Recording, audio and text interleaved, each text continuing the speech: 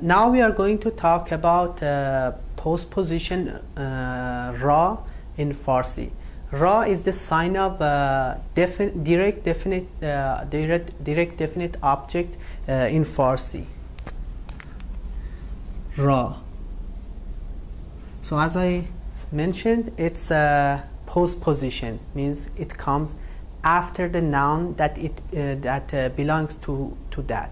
So in Farsi, we can have a direct object, and that direct object can be definite or indefinite. Let's look at some examples. For example, من کتاب خریدم. So the verb خریدم, I bought, is a transitive verb. Transitive verbs they need to have an object. So here the object is kitab. But kitab is indefinite. It means that we don't know which book. Just you know that generally someone has bought book, but you don't know that book, that the name of the book or the subject or anything about the book. I bought book.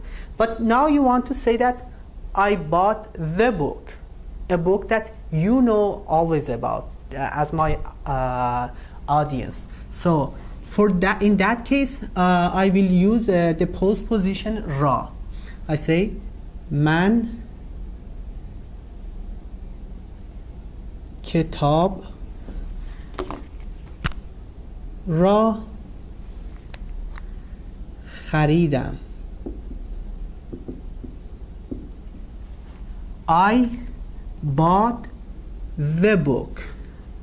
So as you can see, ra belongs to kitab and makes the kitab a definite object. من کتاب را خریدم. Another example. من پیتزا خوردم. I ate pizza. Which pizza? You don't know, just you know that I have eaten pizza. Now you want to say that the pizza, for example, a leftover from last night. Then I tell you من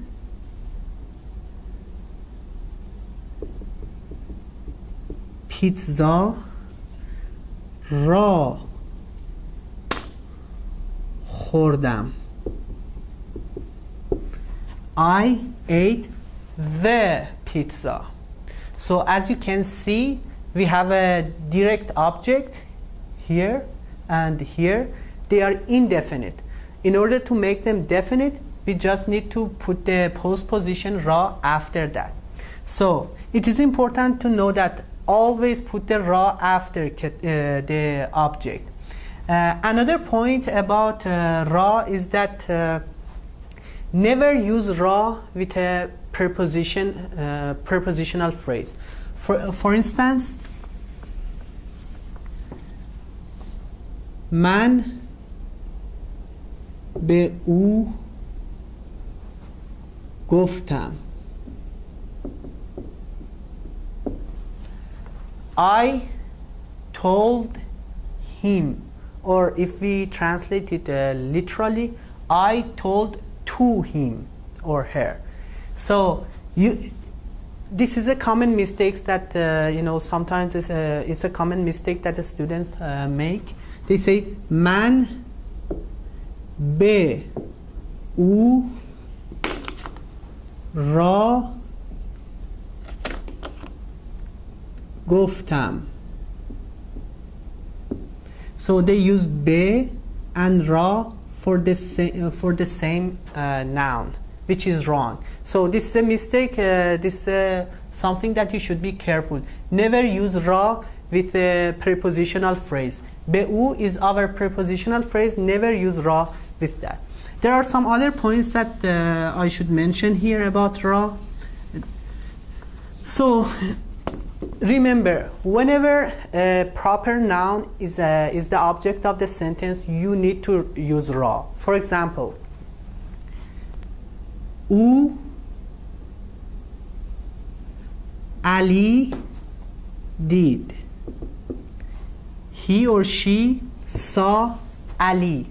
Ali is a proper noun. So always when it is the object of the sentence, you need to use را. او علی را دید.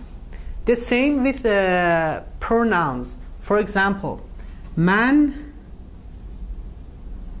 او دیدم. I saw him or her. So here او is not the subject of the sentence. It's the object. It's the object. So because it's the object, you need to use را. The same with the demonstrative adjectives. من آن خوردم.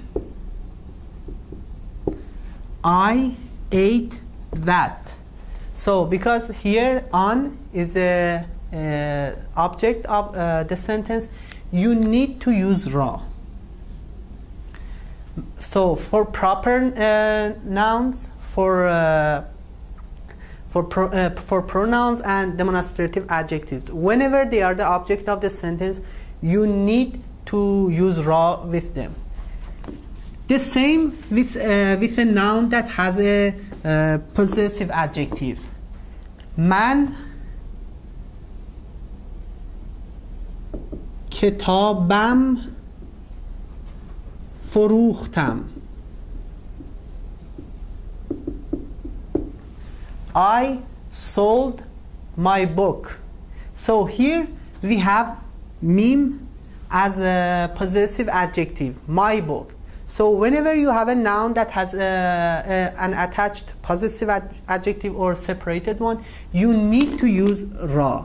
Without that, sentence doesn't sound natural. So من کتابم را فروختم.